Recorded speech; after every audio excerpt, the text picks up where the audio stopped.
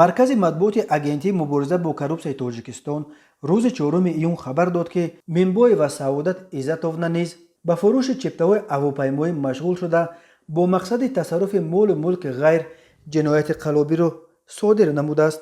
ин зан ба он айбдор мешавад ки шаҳрванд наро бовар мекунонад ки бо дастрас намудани даъватнома барои табобат ворид шудани ӯ ва ҳамроҳонаш ба ҳудуди Федератсияи Россия таъмин менамояд ва бар иваз ҳар як даъватнома маблағи 4000 сомонӣ муайян намуд. Минбоева аз шаҳрвандони болозикр ҷамъ маблағи умумӣ 16000 сомонӣ гирифта даъватномаҳоро барои истифодабарӣ дод. дар натиҷа дар фурудгоҳи байналмилалии шаҳри Красноярски Федератсияи Россия зимни санҷиши ҳуҷҷатҳо муайян гардидааст ки даъватномаҳо барои табобат сохтакорона омода карда шуда, дар ин асос номбурдагон ба Ҷумҳурии Тоҷикистон бозпас гардонида шуданд. баъди бозгашт шаҳрвандон ба мақомот муроҷиат карданд.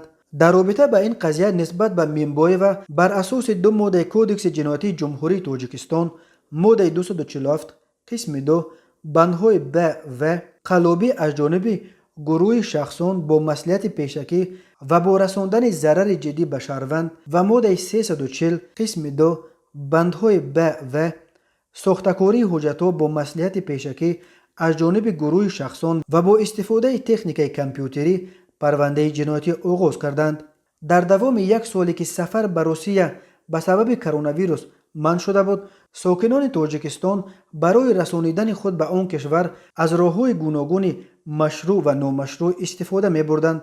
яке аз чунин роҳҳо сафар ба Русия гӯё барои табобат буд, чунки он кишвар дар сурати зарурати табобат ба сафари шаҳрвандони хориҷӣ иҷозат медод.